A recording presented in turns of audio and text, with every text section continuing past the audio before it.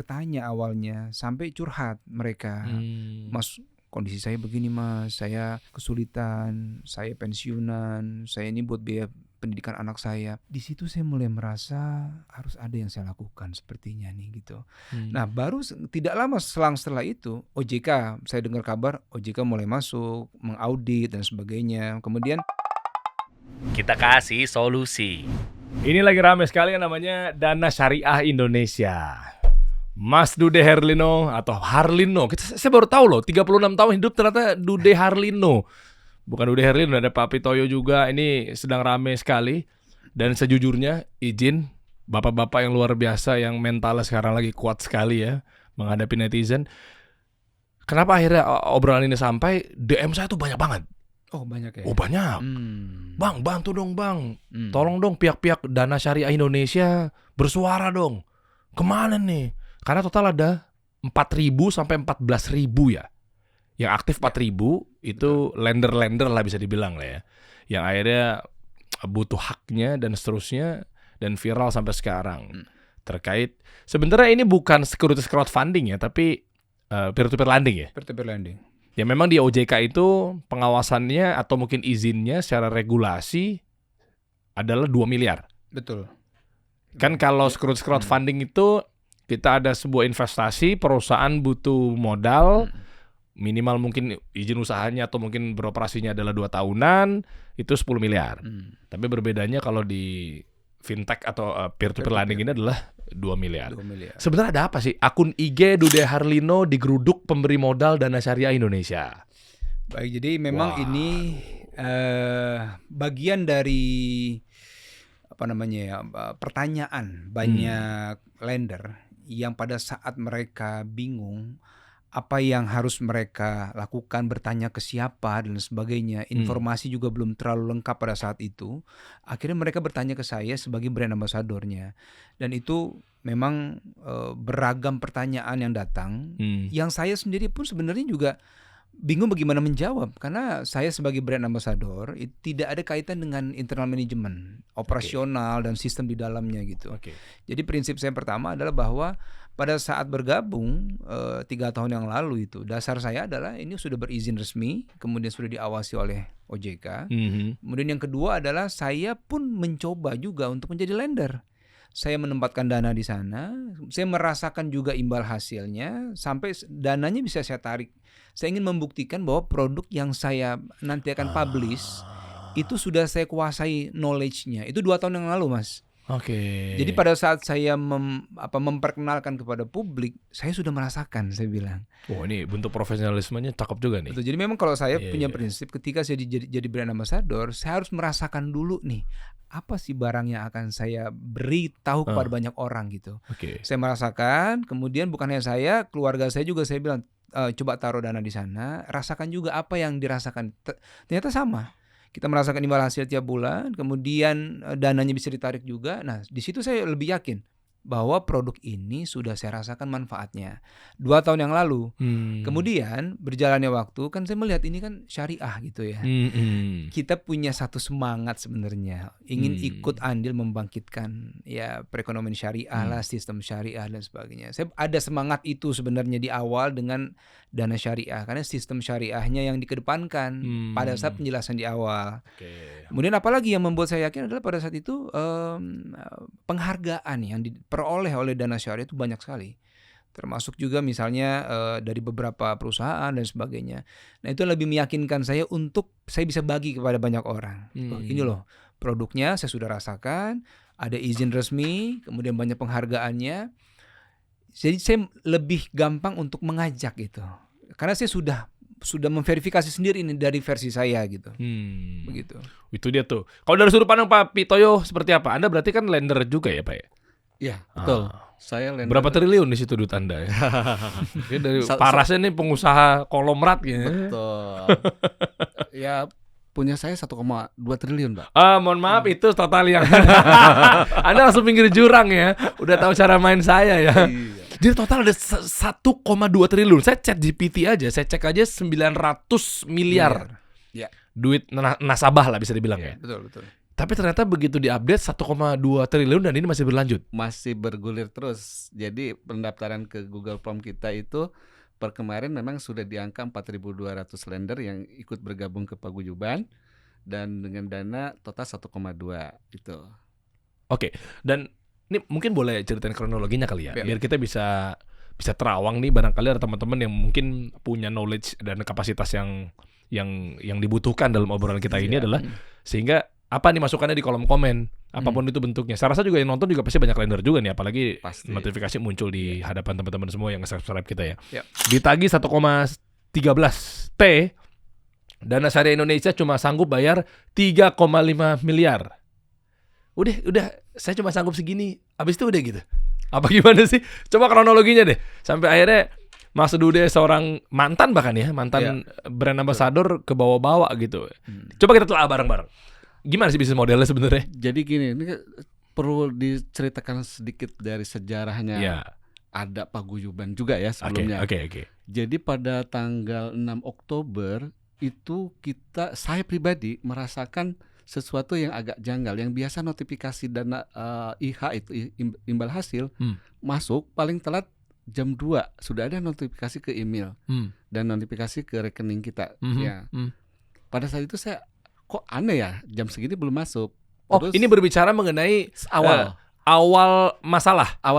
Maksud saya gini, mundur sedikit boleh nggak Pak Pito? Nggak apa-apa, tapi ini sedikit aja biar teman-teman tahu sejak kapan. Terus bagaimana regulasinya, legalitasnya, nah dan bisnis modelnya sedikit aja, biar teman-teman clear dulu di situ, baru nanti kita langsung skip, cepetin masuk ke 6 Oktober tadi. Siap.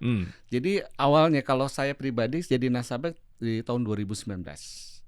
2019 itu sebelum mereka mendapat izin dari OJK. Oh berarti awalnya nggak ada izin dulu ya? Belum, berproses. Ya, keluar izin 2021 sekitar di bulan Februari. Ya, dan di situ kita waktu sebelum 2021 masih kecil-kecil lah, masih 100 juta, 50 juta. Begitu udah izin, ya kita believe, kita gede-gedean di situ. Boleh kita top up sampai uang pensiun saya totally di situ. Dan secara industri berarti yang dibangun notabene-nya adalah properti, secara bisnis dulu nih. Bisnisnya apa sih, produknya apa sih gitu? Ya, bisnisnya itu properti, dan itu di dalam konsepnya adalah kita membiayai proyek properti yang pembelinya sudah ada. Ya, kita membiayai developer yang pembelinya sudah ada. Dan developer itu memberikan jaminan kepada kita. Ditawarkanlah di dalam satu plafon aplikasi Dana Syariah di mobile itu. Ya itulah cerita, minimal kita berinvest dalam satu proyek itu 1 juta. Udah bisa tuh 1 juta minimum. Jadi pembiayaan satu proyek maksimal menurut POJK yang sebelumnya, sekarang udah POJK yang terakhir sudah boleh sampai 5 miliar per borrower. Tapi sebelumnya 2 miliar. Ya 2 miliar itu ya kami kan sudah paham di dunia properti ya. Ini kan menguntungkan, apalagi pembelinya sudah ada dan risikonya tercover dengan si developer memberikan jaminan. Udah aman harusnya ya? Aman, minimal 150% dari nilai projectnya, nilai uang yang diberikan. Dan diberikan pada itu bukan dalam bentuk uang ke borrower, tapi dalam bentuk skimnya material, karena konsepnya adalah mudharabah. Murabahah, jual beli. Jadi itulah yang dibelikan untuk membiayai pembangunan daripada rumah yang akan dibeli oleh end user. End usernya sudah ada, makanya semua tertarik. Dan dengan imbal hasil yang sesuai pasar yang cukup menggiurkan. Berapa? Ekuivalen 18%. Luar biasa. Lewat tuh reksadana, deposito. Betul. Nggak tahu deh kalau Bitcoin ya. Saham Indo juga lewat itu. Betul. 18%. Ya, tapi ke borrowernya itu 23. Jadi dia sebagai brokernya, sebagai penjembatan dari antara lender dengan borrower, dia mengambil fee 5%-nya. DSI. Kanan dapat kiri dapat dong? Enggak, satu aja. Satu aja ya? Iya, dari selisihnya itu. Jadi dari kami itu dari borrower itu 23% bagi hasilnya. Ekuivalen ya. Karena murabahah. Ekuivalen 20%. Yang 8%-nya dibagi kepada pendana. Oke. Yang 5%-nya dengan akad wakalah bil ujroh.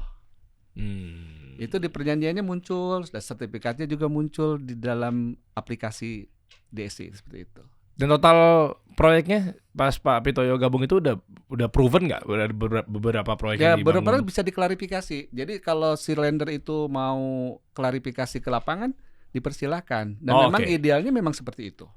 Biar nggak beli kucing dalam karung ya? Betul sekali. Dan itu kan menjadi suatu trust yang luar biasa. Ada proyeknya, bisa dilihat, bisa dimonitor. Bayarnya jelas. Dan selama ini tidak pernah ada delay payment. Dari awal baru kejadian ini aja gitu kan. Saya lagi menduga-duga tadinya karena yang segala sesuatu yang jelas pasti iming-iming tuh kan per bulan dapat kan biasanya ponzi. Kan kita kan korban-korban begituan juga. Kita apalah begitu-begitu cara mainnya. Ya kan bener ya. Tapi kalau udah dari 2019 sampai 2021 oke juga berarti ya. Sehat juga ya berarti ya. Betul. Bertahan 2 tahun gitu maksudnya. Iya, berlebih lah 2 tahun. Oke. Ya. Nah, puncaknya nyampe di 6 Oktober deh. Nah, setelah dalam perjalanan dari 2001 izin kan itu udah 4 tahun tuh. Mas Dudi udah gabung? Saya gabung 2022. Oh, belum ya berarti ya? Iya, benar. Jadi dalam perjalanan itu semua kan adem ayem. Semua karena saking trustnya mungkin uang dapur saja bisa ditaruh dulu di situ sementara. Karena kan cash flow bulanannya lebih meyakinkan karena selama ini tidak ada cacat gitu kan. Sekian tahun itu tidak ya? cacat kan percaya banget kan. Makanya ibu-ibu rumah tangga ya termasuk saya lah all in pensiun masuk situ semua. Saya nggak punya dana cadangan dari dana pensiun nggak disisihkan untuk dana cadangan. Makanya seperti tabrakan waktu tanggal 6 Oktober itu. Rem mendadak kalau di kereta api kan rem mendadak langsung terpleset kan gitu. Semua cash flow rusak gitu kan. Nah, langsung ke titik itu kaget begitu notifikasi jam 2 siang belum ada, saya coba klarifikasi ke CSO. Iya Pak, memang ada delay payment karena masalahnya dari borrower belum bayar. Di situ masih agak sedikit percaya kan. Udah saya diam, terus besoknya kita cek lagi. Masih jawabannya yang sama dari borrower.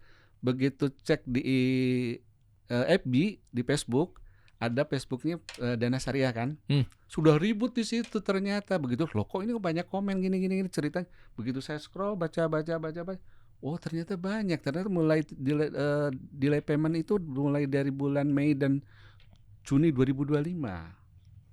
Nah dari situ saya cari tahu. Ya jujur saja saya telepon salah satu DPS-nya ya Qadarullah, beliau junior saya di BNI Syariah waktu itu. Siapa, Pak? Pak Ahmad Ifam. Oke. Ya saya telepon, apa betul ini kejadian seperti ini? Dia bilang, iya betul memang kejadian seperti itu, tapi gimana solusinya? Dia bilang, Bapak Mas Pitoyo atau Pak Pitoyo kontak aja lah ke OJK katanya gitu. Kan tanpa bingung kita. Nah dari situlah meledak. Terus dari FB itu ada yang kena dan ada yang minta untuk Zoom. Akhirnya para lender untuk Zoom. Masuklah Zoom ke Zoom itu. Terkumpullah berapa orang tuh? Hampir ratusan lender yang tidak saling kenal, bikin Zoom, dan terjadilah disitulah pembentukan paguyuban yang secara tidak sengaja. Karena merasa ini informasi tidak bisa didapat. Semua bingung. Semua melakukan action sendiri-sendiri. Dan memang pasti bingung. Saya itu termasuk yang bingung, termasuk yang linglung juga gitu kan. Udah ini nggak jelas, ini ada apa? Akhirnya lahirlah paguyuban. Di dalam keterseok-seokan paguyuban itulah kami kumpul, kami bercerita, kami saling mencari solusi. Ya solusinya tadi minta tolong sana, minta tolong sini. Akhirnya jadilah pertemuan dengan diaudiensi oleh OJK waktu tanggal 28 gitu. Agak sensitif nih. Rata-rata berapa uang lender atau nasabah di situ gitu? Biar kita ukur bahwa kasihan nih segitu-segitunya aja pun juga ya, mereka nggak dapat haknya gitu. Yang terkecil kan 1 juta. Oke. Yang terbesar 25 miliar. Ngilu. Ya rata-rata di antara berapa? Yang tengah itu antara 1 sampai 3. Itu yang banyak di situ. 2 miliaran lah ya? Iya, 2 miliaran lah. Pak Pitoyo? Ya, 3 digitan lah. Wow. 3 digit miliar? Yes. Ya sekarang itulah. Saya kan nggak enak. 3 digit miliar? Bukan, maksudnya ya sekitar mendekati 3 lah gitu. Oh oke. Kalau dibilang digit kan nggak enak juga ya. Kepanjangan. Iya. Yang mereka teriak itu baru 4.000 itu adalah yang bahasanya apa ya? Yang ngurus, tapi kan juga yang nggak ngurus kan mereka kan. Itu juga pasti banyak juga duitnya kan? Banyak Pak. Jadi begini, mereka itu kan tersebar ya. Indonesia ya? Seluruh Indonesia dan luar negeri. Jadi ada yang dari Jepang, ada dari Amerika juga, ada yang dari Madinah. Itu japri ke saya nggak bisa menghubungi langsung, datang ke kantor, ini minta difasilitasi. Saya bilang kami sudah buka website, silakan isi Google Form, tapi kami berjuang bukan untuk hanya yang masuk ke paguyuban saja, tapi semua gitu kan. Dan mereka sukarela masuk gitu. Dan sebenarnya ini punya siapa sih? Mas sebenarnya bisa. Kalau lihat dari strukturnya ya, pemegang sahamnya ya Pak direkturnya itu Pak TA sama salah satu ibu itu. Ibu itu maaf istri beliau atau? Bukan. Oh, oke. Pemegang saham. Jadi ini punya 2 orang nih ibaratnya. Kalau dari struktur itu 3 orang ya. Satu lagi Pak siapa? Ini sebenarnya inisial atau secara etika atau secara undang-undang tuh boleh disebutin namanya nggak sih? Boleh, karena kan di AHU udah muncul. Oh, oke. Di AHU pemegang sahamnya Ibu Mere dan Pak Taufik Al-Jufri. Dan satu lagi saya lupa saya. ChatGPT aja. Saya kemarin juga oprek-oprek ChatGPT itu. Iya. Pak Taufik Al-Jufri sama Ibu Mary. Ibu Mary. Iya. Tapi terakhir AHU-nya dirubah. Bu Mary-nya keluar. Tetapi setelah di audit OJK tidak boleh ada perubahan pemegang saham selama pemeriksaan. Oke. Dan emang udah pengusaha aja nih orang. Nggak, saya lagi mau coba deteksi bahwa apakah kabur, apakah mangkrak, atau memang penipuan, atau dia korban. Nah ini kan ada tadi borrower dan lain sebagainya, ini kan harus clear dulu semuanya nih. Soalnya kan yang udah kan meskipun bisnis modelnya berbeda ya, tapi kan agak mirip-mirip. Misalnya platform atau mungkin industri yang berbeda tuh adalah exchange crypto. Itu kan pada kasus tuh kayak waktu itu FTX atau apalah saya lupa. Ya kan hilang aja udah begitu. Belum lagi yang waktu sempat rame, ini karena udah konsumsi publik ya, jadi saya mention aja kasus Investri. Ya kan, itu kan ditemuinnya di Dubai lah, malah nyari peruntungan di sana gitu kan, akhirnya ditarik paksa pulang ke Indonesia. Yang kayak gini-gini kan sebenarnya menahun ya, meskipun industri berbeda-beda ya. Nah ini harus clear dulu nih. Yang bersangkutan Taufik apa siapapun itulah, itu udah ditemui dengan baik-baik, bisa nggak kemana-mana, ada gampang mudah. Jadi beliau masih di YouTube menyampaikan di YouTube terakhir ya, dia bikin edaran kepada lender melalui YouTube bahwa beliau siap bertanggung jawab. Dan terakhir kami memang dia bertemu di OJK, dan di OJK kami saling Oh ada? Ya. Apa alasan beliau apa? Alasan beliau gagal bayar. Gagal bayar. Pertama ya tetap dia bersikukuh bahwa borrower belum bayar. Tetapi ternyata setelah diaudit OJK ada tata kelola yang tidak sesuai. Contohnya? Oh ada fraud? Kalau dibilang fraud kan nanti OJK lah yang bilang fraud ya, bukan kami gitu. Oh, oke. Kalau kami kemudian bahasanya tata kelola yang menyimpang. Kan banyak nih penyimpangan di dunia penyimpangan usaha, itu kan keluar dari core bisnisnya mungkin barangkali, karena kan kita masih menunggu hasil audit. Jadi OJK itu sudah melakukan 2 audit. Pertama ada audit umum. Dari audit umum terdeteksi langsung ada sesuatu yang tata kelola yang tidak sesuai. Dibekukanlah usahanya, tidak boleh menerima dana lagi. Dilanjutkan dengan audit khusus, audit investigasi. Nah ini dari OJK menyampaikan bahwa audit ini akan berproses sampai 31 Desember. Oke. Gitu. Dan secara industri, secara laporan keuangan, apapun itu bentuknya, kita coba deteksi bahwa ini kan ada gagal tata kelola ya. Apakah Pak Pitoyo atau mungkin Mas Dudi juga tahu bahwa gagal mungkin kesalahan tata kelola itu dari sektor yang mana? Karena banyak nih departemen keuangan kah, marketingnya kah? Pasti kan Anda juga tahu sesuatu kan, biar semuanya clear gitu. Kalau berita dari yang disampaikan di audiensi OJK ya internal Pak. internal di Oh, dia nggak ngomong? Nggak disampaikan. Loh, dari yang bersangkutan? Dari yang bersangkutan cuma ada sesuatu penyimpangan yang tidak disengaja. Tapi kan OJK berhak tahu kan? Berhak tahu tapi kan tidak disampaikan ke kita. Karena hasil audit itu biasanya konsumsinya beliau-beli itu internal. Oh. Tidak bisa disampaikan kepada lender. Lah, masa tertutup gitu? Kok nggak transparansi? Karena belum selesai auditnya. Oh, oke. Misalnya pun contoh doang nih, saya bypass ke kepala OJK, komisioner OJK. Misalnya doang. Bisa nggak ada konsumsi yang bisa saya ambil gitu, berita informasi mau lewat WA, mau lewat apa? Atau memang harus birokratif, administratif dan seterusnya? Kalau kode etiknya pemeriksaan OJK terhadap satu objek yang menjadi pengawasannya tidak akan pernah dipublish, Pak. Oh, itu hanya begitu. konsumsinya memang begitu. Tapi ada ujungnya. Apakah nanti kalau ada sesuatu yang bersifatnya pidana dapat diprediksi bisa dilimpahkan ke APH. Ini pidana apa perdata nih, kita nggak tahu juga nih, karena tidak tahu juga. Karena di sini belum kan tahu hasil investasi atau utang piutang. Kalau perdata yang agak PR adalah ketika dia munculkan narasi itikat baik, cicil deh tuh 500.000 sampai budek tuh, sampai 1,2 T, mantap nggak tuh? Ya gimana mau nuntut orang ada itikat baik? Ibaratnya gitu, ya kan? Sampai kelar aja tuh, sampai akhirat. Cuma kan kalau pidana mungkin bisa diproses. Betul. Mas Dude, ini menarik ya. Anda sebagai saat itu brand ambassador, saya tahu betul bahwa tugasnya berat karena muka, ya kan, garda depan, orang yang membawa apa ya bahasanya itu kalau di image lah, ya kan, itu kan tanggung jawabnya besar banget kan. Betul. Belum lagi berbicara mengenai followers, basis pengikut.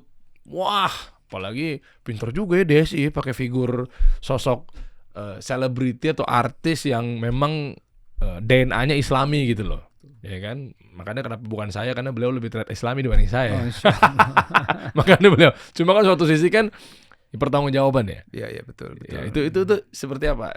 Ya meskipun nggak nyangka kayaknya bakal begini gitu loh. Gimana tuh, Mas? Iya betul. Jadi Mas Dery ya, tidak ada yang menyangka sebenarnya. Semua kita, saya, para lender, nggak ada yang menyangka akan seperti ini. Kalau tahu seperti ini mungkin nggak akan ada kerjasama kan. Tapi karena di awal saya sudah berusaha memperhatikan banyak hal gitu ya, dari mulai izinnya dan sebagainya. Saya juga mencoba menjadi lender.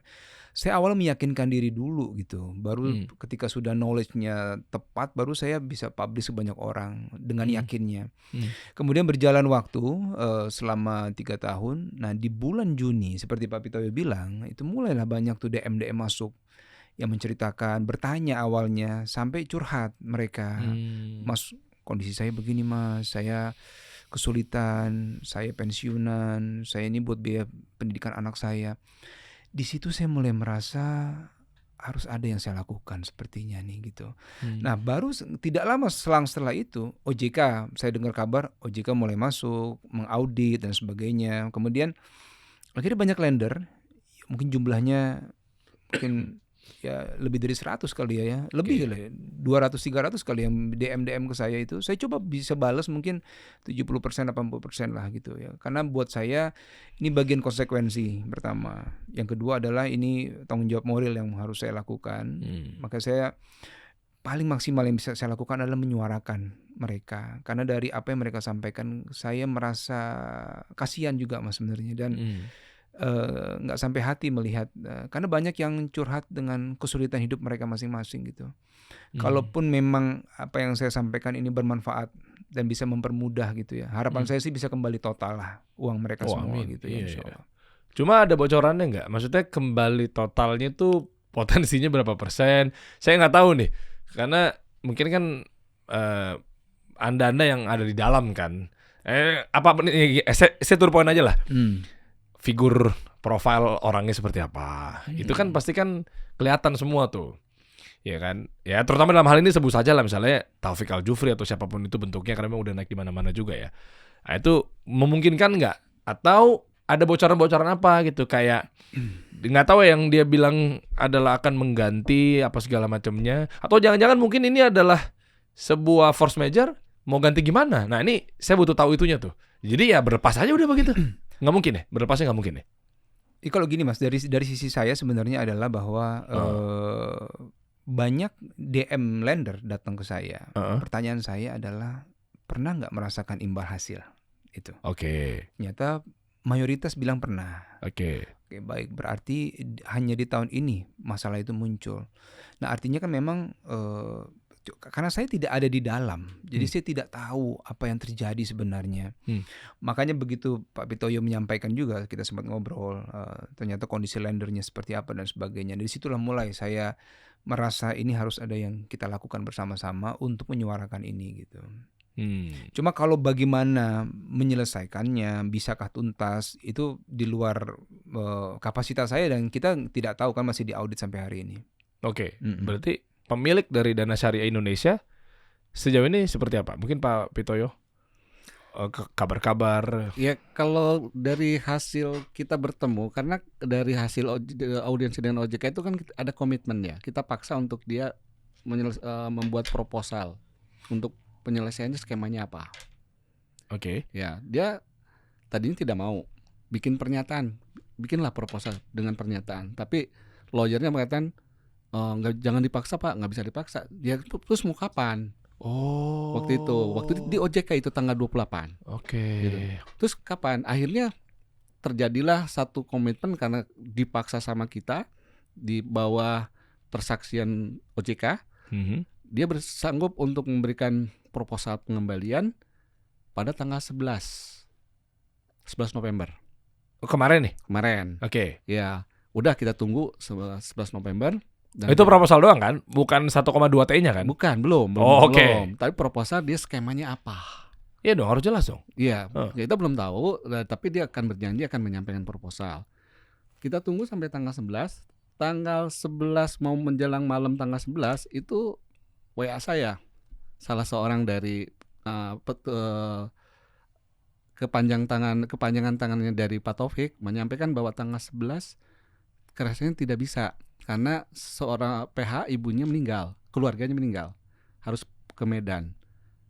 Kita marah juga waktu itu. Karena apa? Yang tanggal 11 itu kan sudah dinanti-nantikan oleh para lender. Proposal apa, skema apa yang akan disampaikan oleh mereka. Itu tidak terjadi karena alasannya PH-nya, ibunya atau keluarga orang tuanya meninggal di Medan, sehingga dia tidak bisa melaksanakan pada tanggal 11. Akhirnya dia minta diundur ke tanggal 18. Terjadilah tanggal 18 bertemu di Merdeka Lounge, di tempat yang secure lah, di Segnek gitu kan. Kenapa kita pilih itu? Ya demi keamanan beliau juga. Karena beliau kalau di tempat lain kami khawatir ada lender yang tidak rasional lagi. Ya, tahu. Seperti itu. Sulut apalah inilah apa Betul. segala macamnya Karena macam-macam karena macam-macam ya. ya.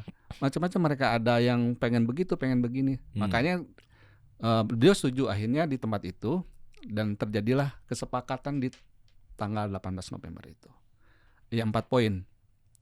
Intinya pertama adalah saya bertanggung jawab akan menggalikan semua kewajiban kepada lender, pokok, imbal hasil, semuanya akan dibagikan. Dan ditentukan tanggalnya, periodenya, dalam periode 1 tahun. 1 tahun. 1 tahun, investasi apa yang dia jalankan untuk mendapatkan 1 triliun? Kalau ada saya juga mau belajar tuh kayaknya tuh. Boleh saya ketemu beliau nggak? Saya mau private tuh. Kita juga pengen, masa dia doang, kita juga pengen. Cakep juga tuh 1 tahun tuh. Iya, 1 T lebih kalau 1 T lebih lagi. Dan itu yang baru terkumpul lagi ya? Baru yang terhimpun ke paguyuban ya. Dia memberikan konsep pertama sebelum ke tanggal 18 dan tanggal 11 itu memang didahului kita ada pertemuan awal. Tapi dengan PH-nya, dengan lawyernya. Bertemu, mereka akhirnya kenal sama kita dan kita negosiasi. Oke, kita ketemu, mana proposalmu, tapi bikinlah satu perjanjian bahwa skenario dari proposal Anda harus transparan, adil dan dapat dieksekusi. Gitu kan? Iya. Ntar nggak rasional, percuma juga ya. Betul. Saya akan bikin F&B dengan 1 tahun itu ekspansi ke 3 juta titik se-Jakarta Barat. Gimana nih bos? Kalau boleh tahu itu gimana ceritanya se-Indonesia gitu. Iya.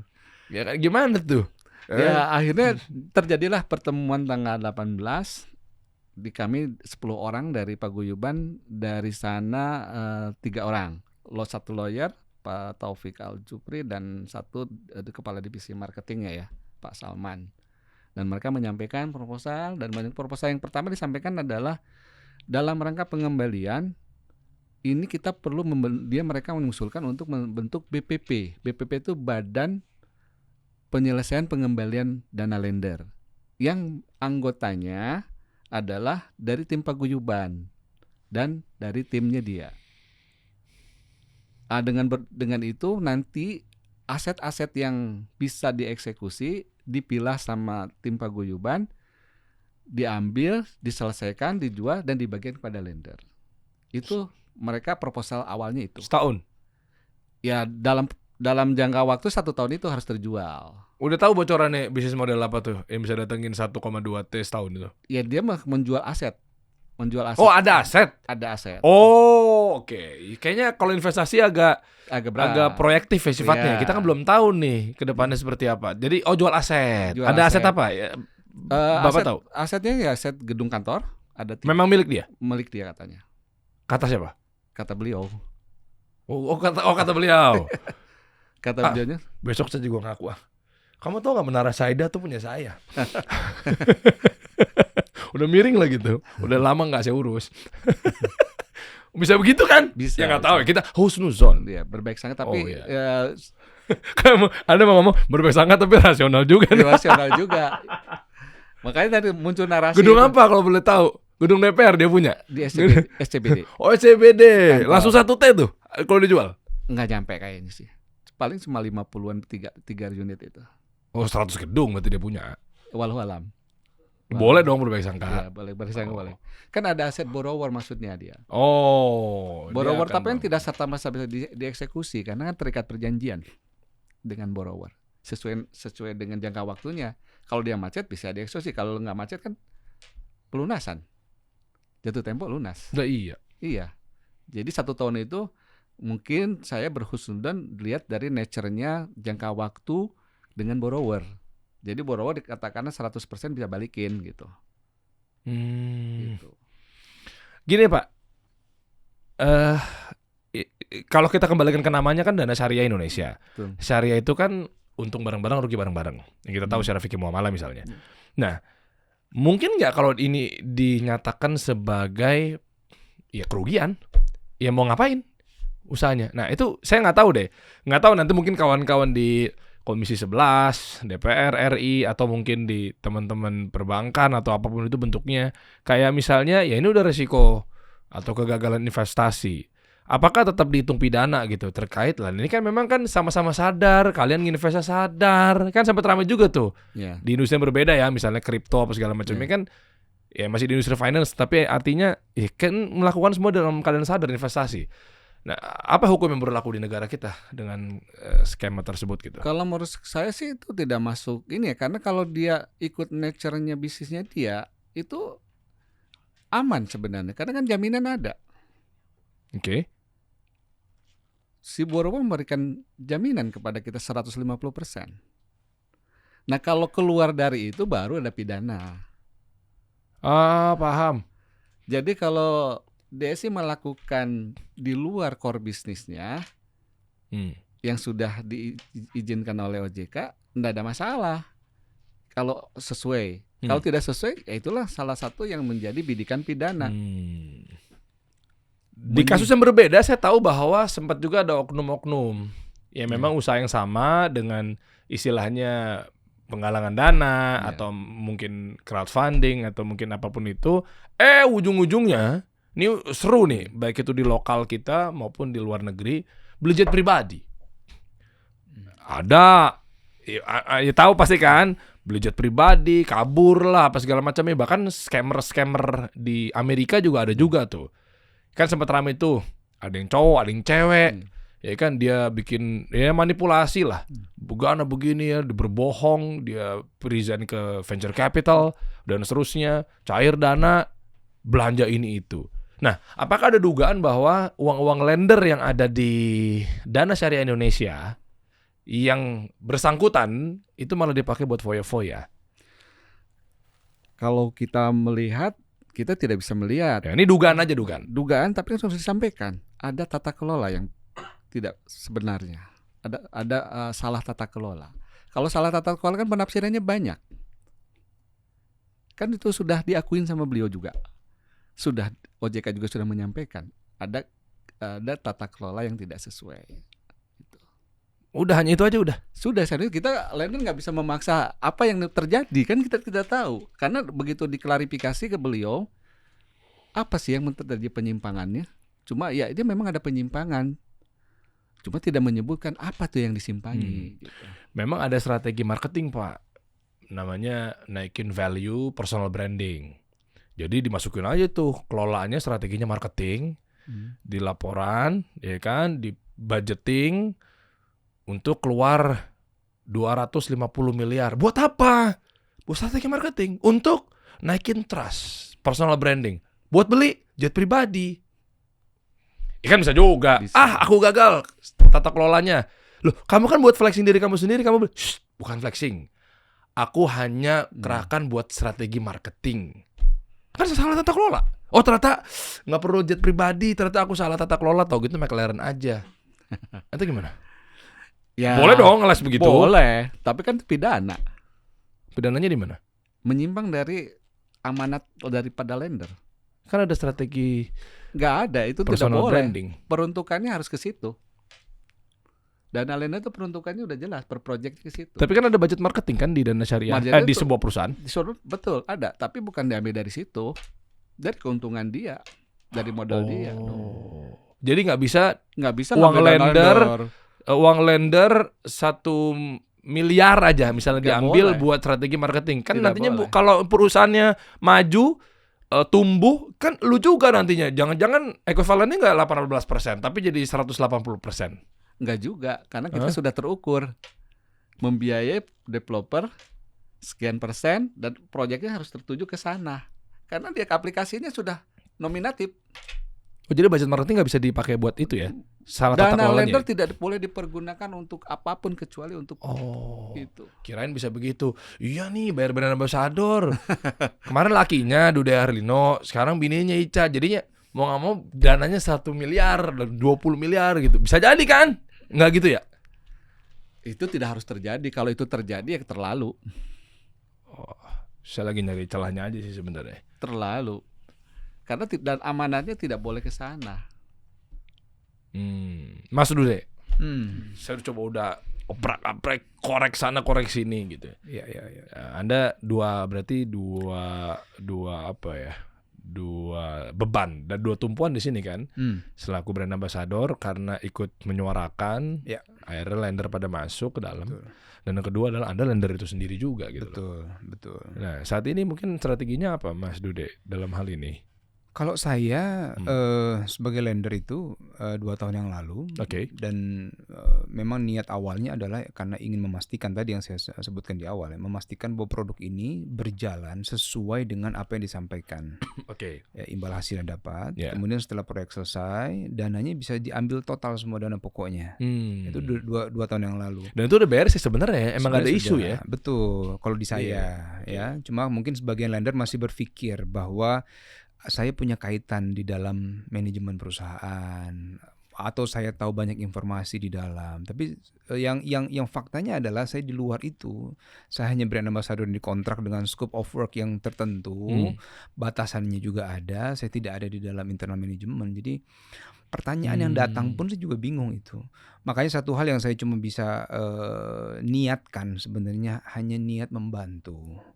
Saya tanya sama para lender, apa yang bisa saya bantu? Wah, ini udah bagus banget. Nah, apa yang mereka suarakan adalah, Mas tolong ini disuarakan supaya lebih banyak yang mendengar. Oke, baik, saya coba semampu saya ya, saya bilang gitu. Makanya saya akhirnya meminta kontak Pak Pitoyo. Saya dapat juga dari salah satu lender yang sama saya tuh, ada beberapa lender yang akhirnya kita bisa berteman, kita sering akhirnya bertukar informasi dan sebagainya. Karena Saya juga perlu masukan banyak sebenarnya Mas, karena situasinya juga saya tidak tahu ya. Nah dari Pak Pitoyo akhirnya saya dapat banyak informasi yang lebih komprehensif gitu. Nah akhirnya kita sepakat lah, apa yang bisa saya bantu.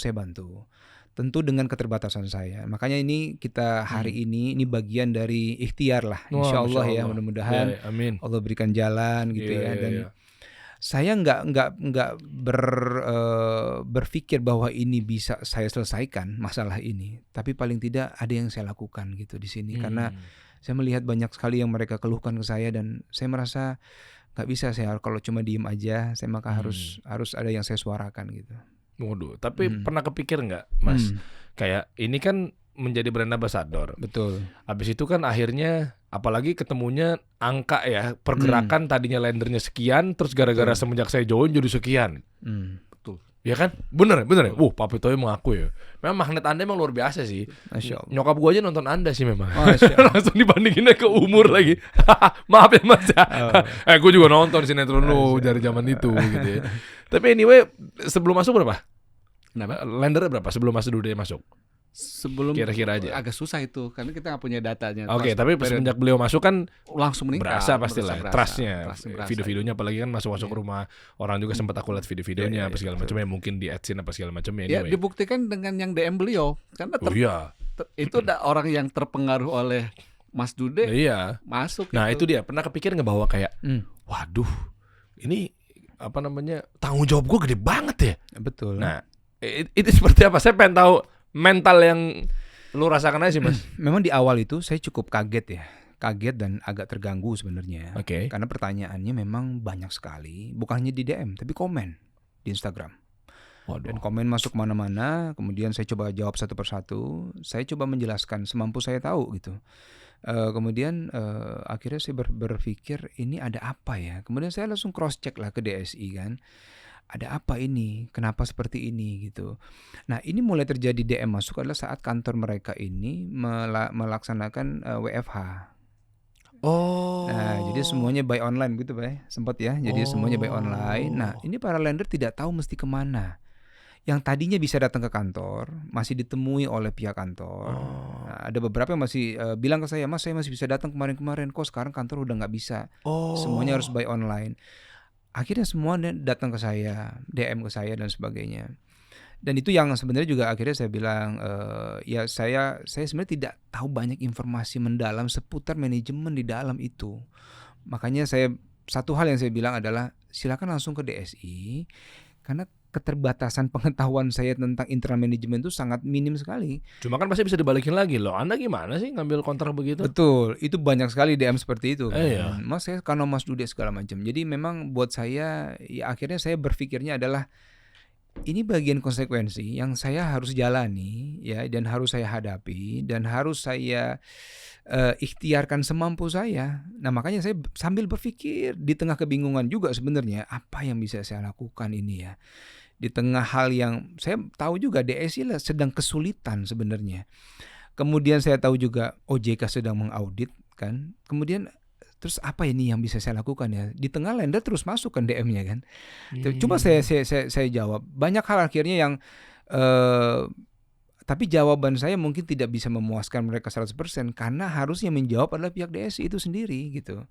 Nah, alhamdulillah saya sangat bersyukur adalah bertemu dengan paguyuban lender yang akhirnya kita bisa berkomunikasi. Saya bisa tahu apa yang terjadi. Kemudian ada mediasi yang terjadi. Walaupun saya tidak dilibatkan dan memang tidak terlibat dalam proses mediasi itu, tapi kenapa? Memang bukan ranah saya juga di situ sebenarnya Mas kan. Tapi kan sebagai lender juga. Tapi kan semuanya sudah selesai. Kalau buat saya di 2 tahun yang lalu itu memang sudah selesai semua. Jadi saya sebenarnya yang tadi kontrak brand ambassador kelar kapan? Agustus tahun ini. Berarti udah lewat. Cuma memang dari bulan Mei ke Juni, Juli, Agustus sampai hari ini pun DM masih ada sebenarnya. Cuma memang karena ada mediasi, kemudian saya ketemu Pak Pitoyo, kemudian kita mulai bisa, saya mulai tahu nih apa yang bisa saya lakukan dan sebagainya. Nah, mereka banyak yang sudah mulai bisa memahami keadaan sebenarnya. Posisi saya di mana, posisi DSI di mana, OJK sedang melakukan audit dan mediasi masih berjalan sekarang gitu. Tapi Mas Dude pernah komunikasi sama seorang yang bernama Taufik itu? Terakhir komunikasi saya adalah di bulan Juni atau Juli ya. Saya agak percakapannya? Ya itu karena DM banyak masuk. Tabayun? Ya betul. Oke, dijawab sama beliau? Kita langsung bertemu. Oh langsung? Berdua? Langsung bertemu. Kita bertemu berlima, sorry. Siapa aja? Berlima, saya, tim saya 1 orang, dan Pak Taufik dengan 2 stafnya. Apa hasil pertemuannya? Saya bertanya begini, Pak, ini DM banyak ke saya. Oke. Saya sudah coba jawab. Nah, jawaban dari pihak DSI ada, oke, kita follow up, kita selesaikan. Oke, Pak, tapi saya ini banyak sekali loh. Saya bilang kan, apa yang terjadi gitu. Nah, jawaban Pak Taufik saat itu ini saya masih ingat adalah bahwa pertama masalah borrower tadi, ya, keterlambatan bayar. Kemudian jawabannya sama seperti apa yang diterima Pak Pitoyo sebenarnya. Ada efek dari ekonomi lah dan sebagainya. Kemudian properti juga agak bergejolak dan sebagainya. Orang Pak Gubernur PRI Bank Indonesia aja udah nurunin suku bunga sampai 5 kali kalau nggak salah. Tapi itu jawaban yang saya terima waktu itu. Kan ya. Artinya kan menggiurkan pembeli kan karena suku bunga turun kan. Terkait dalam hal ini saya nggak lagi berbicara mengenai yang berbayar, berbunga, beriba apa segala macam. Kita nggak lagi konteks itu. Tapi artinya adalah dengan suku bunga turun, marketnya properti, marketnya pemilik rumah kan pasti kan lumayan concern ke angka itu kan terkait suku bunga gitu. Maksud saya itu aja sih anyway. Baik. Itu nggak nyampe ke sana. Nggak, jadi saya cuma ingin tahu apa yang ada di dalam sebenarnya, apa yang terjadi gitu. Cuma menurut yang bersangkutan memang lagi goyang secara properti, pembeli berarti menurun. Betul. Borrower juga ada masalah pengembalian kepada DSI. Ini sama seperti yang diterima Pak Taufik, sama seperti apa jawaban pada saat di YouTube itu yang saya juga terima. Sudah, itu yang terakhir kalinya. Terus sekarang berarti ya udah gantung aja, enggak kan lagi proses berjalan. Masih ada sekarang. Mediasi masih ada. Boleh tahu timeline-nya? Timeline-nya nanti tanggal 13. Jadi pada saat tanggal 3 itu kan kita Zoom meeting sama beliau. Zoom meeting itu menghasilkan dia sanggup menyediakan dana 3,5 miliar untuk dibagikan tanggal 8. Ke siapa? Ini ke lender. Indikasinya apa? Siapa yang punya hak untuk terima atau tidaknya tuh gimana ngukurnya? Enggak, dia menyiapkan uang kas yang tersedia yang dia miliki dari pembayaran dari lender, dari pengembalian segala macam lah. Dia bilang untuk tanggal 8 kami siap 3,5 miliar. Jadi dibagi berdasarkan persentasenya masing-masing? Ya. Oke. Ya, tapi ini tanggal 6 ada meeting lagi dengan kita untuk membicarakan masalah distribusinya.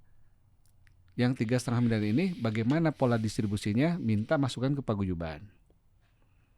Begitu kita tahu ini cuma ada 3,5 miliar untuk tanggal 8, kita menolak untuk ikut menetapkan cara distribusinya.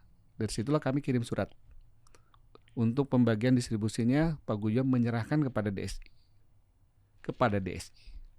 Sudah diserahkan dan kita tunggu tanggal 8. Ya tanggal 8 memang tadi sebesar 0,02 ke masing-masing lender masuk.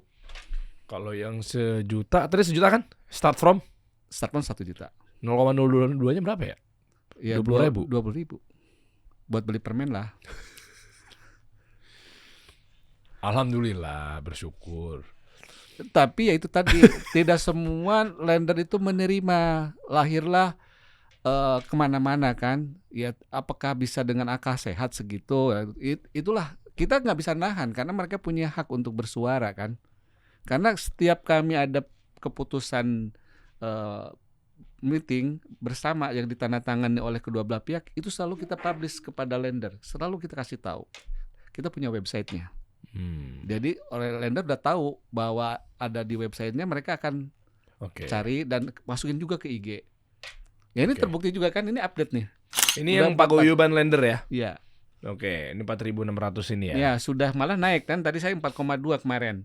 Sekarang sudah 4.400 lender. Dan naik dari 1, mau hampir 1,3. Wah, ini bisa dibuka di sini teman-teman semua. Oke, saya mau ngajak pihak keempat nih. Kalau bahasa saya pihak keempat. Ada 1, 2, 3 biasanya terlibat, stakeholder, bla bla bla. Pihak keempat tuh maksudnya mungkin di sini teman-teman yang nggak ada irisannya, yang nggak terlibat, yang apapun itulah, yang nggak ada di dalam, boleh nggak minta masukan? Contoh misalnya orang hukum, contoh misalnya lender-lender yang udah pernah berurusan sama skema-skema bisnis ini, atau mungkin penegak hukum gitu, atau mungkin investor-investor yang mindsetnya tentang peer-to-peer lending. Boleh nggak coba komen di bawah, tapi coba kita nonton aja nantinya. Video apa tadi statement dari pemilik DSI-nya ya? Yeah. Ada di mana bisa lihat? Ini secara publikatif, misalnya bisa tonton secara umum.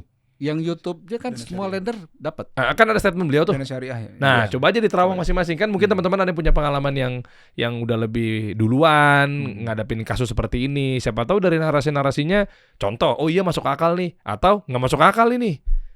Ya mudah-mudahan sih dapat informasinya terserap dengan bagus dan signifikan ya. Kalau cuma jawabannya kami gagal tata pengelola, bingung juga sih. Gitu loh, maksudnya meskipun saya nggak percaya sama Cenayang, cuma Cenayang nerawangnya bingung juga tuh kalau cuma begitu gitu loh. Di mana lihatnya videonya? YouTube DSI-nya. Oh, coba YouTube DSI apa? Dana Syariah Indonesia. Ada statement dari beliau. Masa statement terkini hanya itu? Statement yang lumayan informatif cuma itu. Ada lagi nggak? Terakhir itu dengan YouTube itu, tetapi terakhir lagi dengan blast ke email masing-masing ada. Ada videonya? Email. Enggak, maksudnya email. Itu confidential atau enggak? Setiap lender boleh tahu. Enggak, maksudnya saya yang bukan lender bisa lihat. Bisa. Boleh kan? Boleh. Nah, enggak, maksudnya kita munculin di layarnya boleh nggak? Boleh. Jadi maksud saya ini biar cepat clear semuanya, sehingga mungkin ada pihak keempat yang nggak tahu anta beranta tapi tahu tentang kasus ini apapun bentuknya lah. Mungkin Anda dulunya atau sekarang juga lender di tempat lain, atau mungkin Anda seorang pengacara, orang hukum, kementerian terkait, atau mungkin OJK sendiri gitu loh. Saya undang aja kepala OJK-nya nanti ya, izin ya Pak ya. Saya bisa itu dengan senang hati. Iya, nanti saya coba. Kalau bisa dengan audiensi dengan mereka sudah audiensi juga dengan Komisi 11. Boleh. Tapi tertutup. Kita nggak tahu. Nggak apa-apa, nanti satu-satu.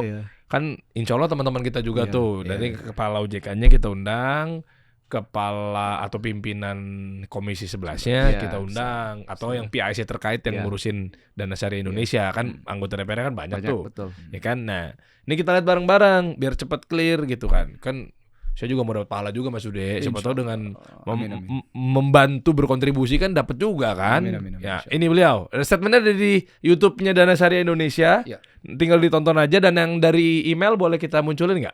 Kita munculin ya? Boleh karena itu kan udah bukan rahasia umum. Semua ya. Apa kesimpulannya dari omongan beliau sama emailnya? Singkat aja. Kalau yang dari beliau yang terakhir itu dia bertanggung jawab.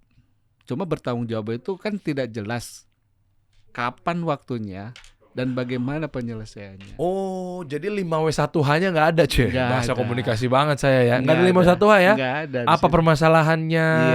Kapan mau dikembalikannya? Where? Di mana kita bisa terima? Bagaimana cara datengin 1 triliun lebihnya? Nggak ada tuh. Who-nya nggak ada. Siapa yang bertanggung jawab?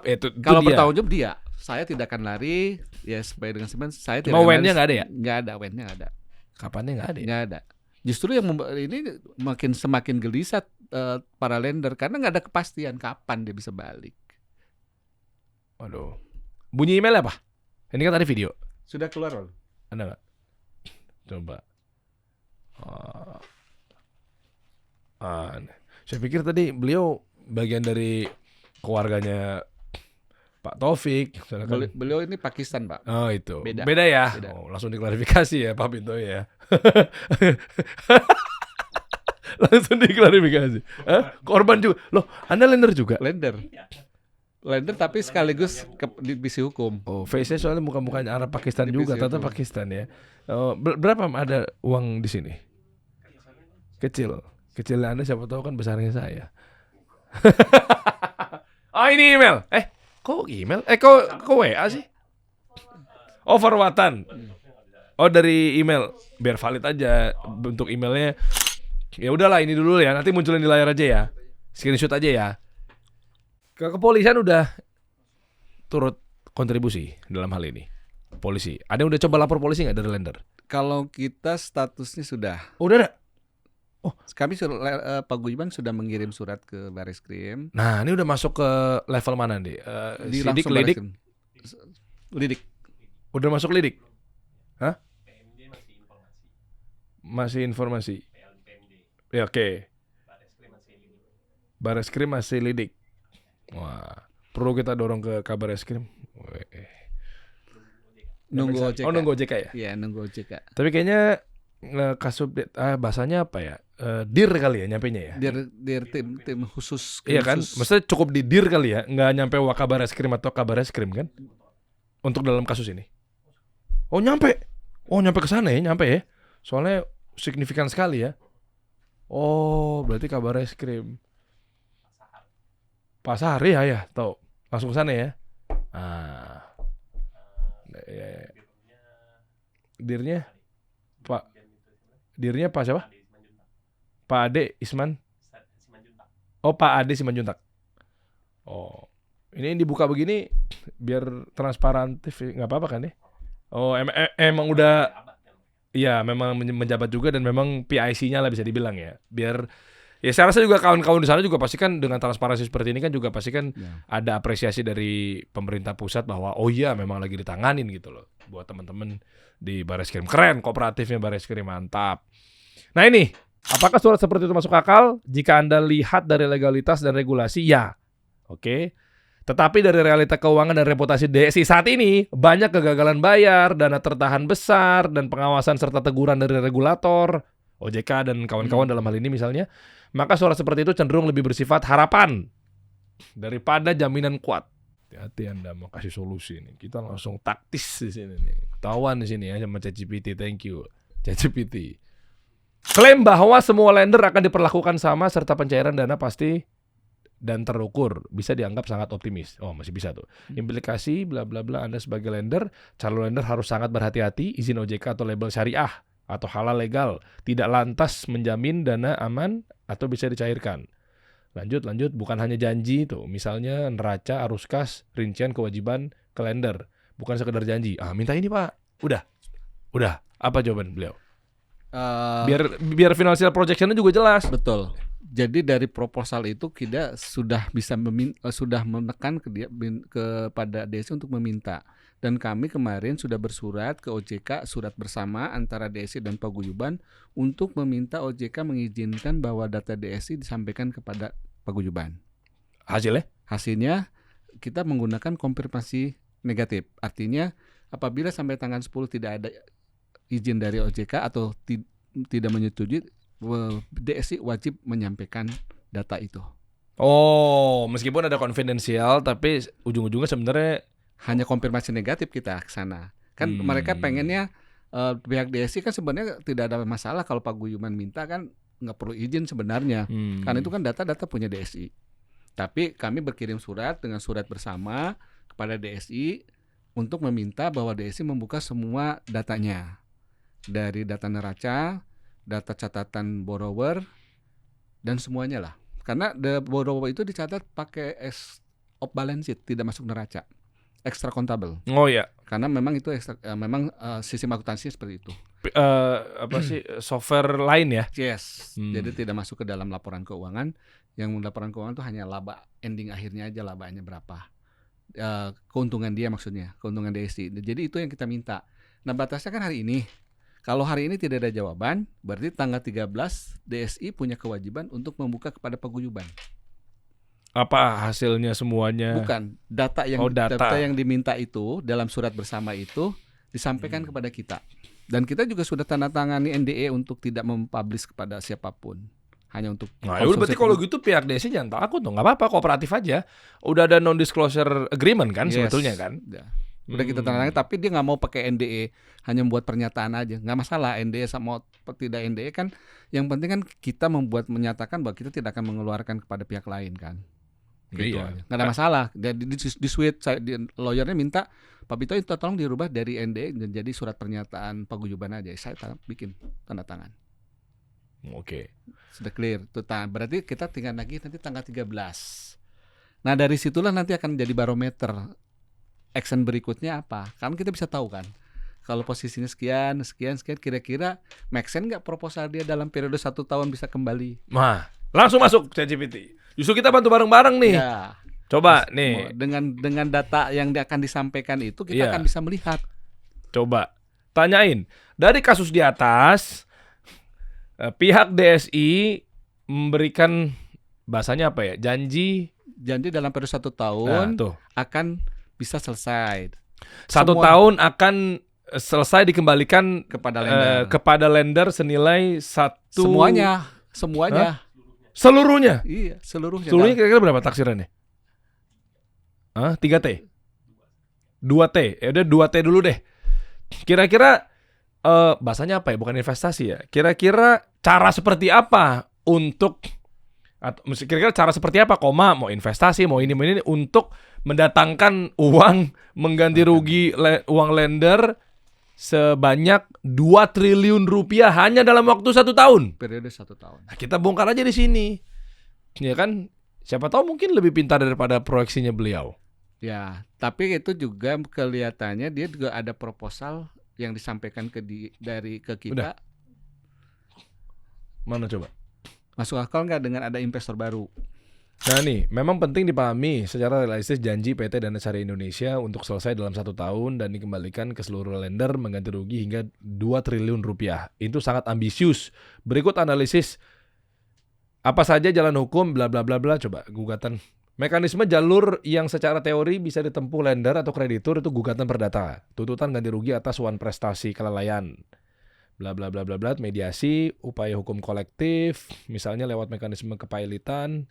Kalau dipailitin pakai jalur itu bisa juga nggak ya? Kayak ada beberapa perusahaan dengan trik-trik tertentu dibikin pilot gitu. PKPU kayaknya sulit ya. PKPU gimana? Teman saya ada yang begitu tuh, ya kan? Dipilitin, dinyatakan pilot 10T gitu. Fintech cuma bisa OJK. Jadi nggak bisa dipilotin begitu ya? OJK yang ngaduin bisa jadi pilot. Terus berarti positif nggak? Asetnya nggak ada. Sebenarnya gini ya, teman-teman lender juga agak serba bingung juga ya kalau menurut pandangan saya. Tanda kutip nih, biar pelakunya dipenjarakan. Tapi kan uang kagak balik ya. Jadi butuhnya duit ya. Sama, saya juga begitu. Saya juga begitu jadi curhat. Ya kan? Cash masalahnya pengusaha itu. Investor tuh cash. Karena cash adalah rajanya gitu. Harus surplus kita. Tapi kalau dipenjarakan, duitnya nggak balik. Berarti nggak usah dipenjarain. Yang penting duit balik. Nggak apa-apa. Nah dua-duanya. Dia penjara, duit balik. Mau gitu ya. Kemaruk juga Anda ya. Coba lihat. Kenapa tetap sulit benar-benar mendapatkan full ganti rugi 2 triliun dalam 1 tahun. Regulasi bla bla bla umumnya ditanggung. Tuh dari borrower. Umumnya ditanggung oleh lender. Coba bawa lagi. Mana lagi sih yang langsung konkret aja nih. Hukum kesimpulannya boleh saja berharap tapi jangan terlalu berharap penuh. Total dana. Tuh, terus coba lagi. Emang bisnis apaan? Jual aset berapa? Jual aset. Hah? Aset berapa sih kira-kira kalau gedung tuh? 45 miliar. 45. 2T bagi 45 berapa? Kalau dia punya gedung banyak ya. Papi Toy tawa-tawa aja. Saya tahu di hati Anda ya. Udahlah, ini gak akan mungkin lah. Mimpi di siang bolong gitu. Gak boleh begitu. Muslim itu harus Allah sebagaimana prasangka hambanya.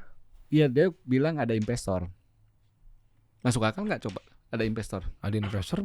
Bisnis model apa investor maksudnya? Mengganti semua dari kewajiban kepada lender. Dia dapat aset yang sedang side streamingnya itu. Bisa, IPO aja. Oh nggak bisa kalau IPO kan. Hah? Dalam kondisi seperti ini nggak sulit IPO. Nggak bisa. Nggak bisa. Itu harus private investor. Oh, angel investor atau venture capital. Iya, itu berarti harus langsung seri C ya? Ya investor pribadi. Perorangan itu. Kalau institusi berat. Perorangan ngeliat bisnis model begini lagi ada kasus begini. Ya mungkin yang punya hubungan khusus. Oh. Bisa jadi punya hubungan udah khusus. Pak, saya nyerah Pak, saya lagi bantu kasih solusi. Mentok juga ya kadang kita ya. Beban juga gua nih pakai nama kasih solusi memang. Saya udah cari sana cari sini biar bantu gitu. Yeah. Mas Dude gimana Mas Dude nih? Saya nyerah juga ya. Masalahnya dia ngomong setahun sih. Pak izin Pak Taufik, harusnya Anda bilangnya 100 tahun. Jadi kita mikirnya gampang, 1 tahun. 1 tahun ChatGPT juga puyeng nih, abis ini minum Paramek nih robotnya nih. Puyeng juga dia, 1T, 2T lagi ya. 2T dalam waktu setahun. Gimana tuh? Sama imbal hasilnya itu. Aduh, lu tahu dah, bingung dah. Ayam bismillahnya udah cara Allah aja udah. Ya gitu ya, Mas Dude ada yang mau tambahin dalam hal ini? Saya rasa sudah cukup ya. Saya sudah sampaikan tadi. Justru terima kasih Mas Jerry, sama-sama, kasih ruang untuk kita bisa bicara di sini. Sama-sama Mas. Semoga bisa bermanfaat ya Pak ya, insyaallah. Itu aja sih. Iya sih. Dan nggak maksud bela juga Mas Dude juga, kan kita kan juga brand ambassador lah bisa dibilang di entitas yang berbeda. Kita juga konten kreator dan seterusnya. Saya pernah ngerasin juga. Ya, cuma karena kali ini adalah atensinya ke kawan-kawan, jadi saya nggak perlu nyebut yang ada yang pernah saya rasakan.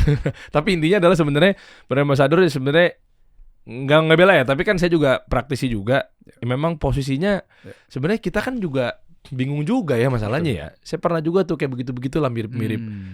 Ya kan datangnya ke saya, iya betul, ayo kita bantu. Cuma kita tahu apa juga gitu, karena akadnya dan lain sebagainya ya kita jual belinya ya untuk mempromosikan, dan kecuali memang dari awal bisnisnya nggak jelas kita ambil. Nah, kalau tadi nyatanya kan kita cari tahu dulu, cari tahu dulu, baru kita ambil gambarannya apa segala macamnya gitu. Dan sebenarnya kalau mau lebih tajam izin Mas lebih dalam lagi terkait TPPU misalnya, tindak pidana pencucian uang. Ini konteksnya berbeda ya, tapi yang saya tahu dan saya pahamin itu pun juga, maksudnya kasus seberat itu pun juga di Indonesia, bisa jadi saya salah koreksi, nggak bisa juga langsung karena ada artis A mempromosikan ini, tapi levelnya ternyata dia terlibat brandnya di belakangnya, foundernya itu pencucian uang, dicucinya ke sini, tapi kan akad sama si artis ini kan level ya. Betul. Level dari sekelas pencucian uang aja juga susah juga, apalagi mungkin nggak segede itu ya dalam hal ini ya. Soalnya memang ya kita kan juga nggak tahu berlepas gitu. Bukan berarti nggak bertanggung jawab, tapi itu aja udah saya telepon sama Mas Dude kemarin juga. Ini saya ceritain di sini boleh ya? Boleh. Ngobrol nih, Mas ini lagi rame nih begini-begini. Enggak lagi gimana? Terus tapi sebelumnya gue mau bilang kayak, Masya Allah juga lu ya, sampai ngurusin beginian ya, BA. Terus gue bercanda ya teman-teman ya, bercanda ya. Lah kalau gue mah tinggal bilang aja lah, gue kagak tahu. Bye gitu, bercandanya begitu gitu. Tapi beliau dengan etiket baik. Ya enggak, gue mau coba bantu kawan-kawan gitu loh. Insya Allah nih keren ya. Semoga Allah balas dengan kebaikan. Amin. Gitu ya. Pak Pitoyo, mungkin ada yang mau disampaikan di ujung obrolan. Kalau kami sih duit balik ya. Wah, tajam sekali. Tajam ya. Apapun yang terjadi duit balik gitu kan. Ini berasa nih kayak cash flow-nya udah goyang banget kayak Pak Pitoyo. Wah, bukan goyang lagi. Sudah air matanya sudah jatuh di sepertiga malam tuh udah berapa gelas gitu. Masya Allah. Ini juga mensuarakan dari teman-teman yang di Solo, yang di tempat lain. Pak, saya hanya bisa mendoakan paguyuban ini hanya dengan doa di sepertiga malam Pak, katanya. Karena kami datang ke sana tidak mungkin, ongkos pun juga sulit katanya. Karena totally saya umur 62 tahun, terus saya harus kerja lagi. Ya apa yang mau saya kerjakan? Saya bilang ada, minta doa itulah yang pekerjaan Anda, saya bilang gitu kan. Karena Allah kan tidak butuh apa-apa, cuma butuh satu huruf, saya bilang kun. Sudah kun fayakun, kalau ini selesai ya selesai. Ya kita berharap ini bisa balik semua. Apalagi kalau dengan imbal hasilnya apa Mas Dude? Dengan IH-nya. Ya kan lumayan besar sekali kan IH-nya gitu. Itu mungkin dari harapan dari para lender ya itu. Iya. Balik udah tutup cerita, kembalikan, selesai, kita maafkan. Wah keren. Iya sih ya. Kita maafkan, selesai. Kalau perkara di dalam ada sesuatu, ya itu masa Anda segeralah bertobat. Terus yang menyimpang balikin dah. Iya. Jangan sampai urusannya ditelusuri oleh PPATK gitu. Nah loh, dicek tuh. Iya pasti ya, alurnya kemana tuh duit? Ya kalau sudah money follow kan kayak aliran darah ya, mau kemana gitu kan pasti dapat deteksi. Ya udahlah, sadarlah, balikin, kembaliin, kumpulin lagi, jalanin lagi tuh bisnis DSI, balikin lagi ke lender, normal lagi. Itu kan happy buat kita. Iya. Iya sih sebenarnya sih ya. Dan dibalik ya, saya tutup dengan begini ya. Mungkin pihak terkait ya, mau yang pemilik apa segala macamnya, jangan melihat dari sisi lender-lender yang memang secara perputaran uangnya, secara imbal hasilnya juga yang besar. Jadi kan kayak lu juga udah punya cuan sekian, lo kan lu imbal hasilnya juga kemarin-kemarin juga udah sekian, udah nutup. Lah ini lihat juga yang mereka nabung-nabung duit 1 juta, duit 5 juta, itu gede loh di mata mereka loh. 10 juta sangat itu berarti, parah Bang. Itu sangat berarti di level itu. Iya, itu mereka ikut-ikutan pengen tahu dengan atas dasar. Jadi teman-teman ya, ini buat keseluruhan ya, saya nggak maksud menggurui, tapi yang saya pahamin, kita memulai sesuatu ingin dipercayakan. Masa giliran ada seperti ini, Anda tidak mempercayakan balik. Nah, poinnya itu kan, kita dagang ini, ayo dong beli dong minuman gue nih, enak nih gitu kan. Terus awal-awal lo dapat kepercayaan aja, pasti kan seneng banget tuh, ya kan, minum dong, beli dong, begini. Mulai sesuatu tuh ingin dipercayakan gitu loh. Tapi giliran ada sesuatu, masa kita nggak balikin kepercayaannya itu? Itu menurut saya sih pengusaha yang kurang fair ya. Giliran di awal ngemis-ngemis minta dibeli produknya, tapi begitu lo punya masalah, wah gue nggak tahu nih, sorry ini kan musibah apa segala macamnya. Lah lu kepercayaannya masa satu pihak? Kalau saya sih nggak setuju. Ya maksud saya kalau mau saling percaya kedua belah pihak dong, ya berarti kembalikan kepercayaan mereka gitu, sehingga fair. Jangan pas datang lagi butuh barang dagangannya laku minta dipercaya. Percaya gue nggak bakal nipu nih, nggak bakal nipu, beli nih ayam gue, beli nih air minum gue, beli nih rumah gue, apa segala macamnya. Giliran pas sekarang jadi setengah-setengah nih, sorry nih bos. Siap, itu aja. Nanti mudah-mudahan ada update terbaru. Next mungkin OJK, mungkin komisi terkait di DPR, kita dorong aja nih biar kita maksimal lah, semuanya beres, apalagi bawa nama syariah ya. Ya betul. Itu pertaruhan banget itu. Iyalah, jangan begitulah, nanti kita lagi. Nanti lu ngeliatin gue jenggotan sama cingkrang, lu liat gue lagi langsung asem lagi mukanya. Bos, ayo dong, Pak Taufik kooperatif dong. Kita baik-baik kok di sini loh. Nanti yang kecoreng nama syariah lagi kan. Lo mau kampung kurma. Ya, rame lagi kemarin tuh. Siap, ada apresiasi buat bapak-bapak. Syukran, jazakallahu khair. Waalaikumsalam barik fik. Ini deh, ya kan. Ya saya cuma bisa bilang mah, perbanyak di waktu sepertiganya malam aja kali ya, sambil pakai sarung ardan. Hai. Nah, ya kan. Ya gimana, hanya kekuatan Allah kok. La haula wala quwata billah, ya kan. Tidak ada kekuatan selain dari kekuatan Allah Jalla wa ala. Nah, ini hadiah dari saya. Ini bebas aja lah. Enak aja mau seperti apa. Sama aja kan. Sarung ardan buat Mas Dude Harlino dan juga Bapak Pitoyo. Mau dicocokin dari warnanya silakan. Mau dari hitam ya. Saya baju hitam. Oh gitu, siap. Warnanya kan biru. Oh iya, sesuai. Terima kasih banyak. Sama-sama. Waalaikumsalam. Yang kotak putih nggak ada biar kayak baju saya. Pada mencocok logi dari tadi gue nggak dapet. Siap, terima kasih. Kita kasih solusi.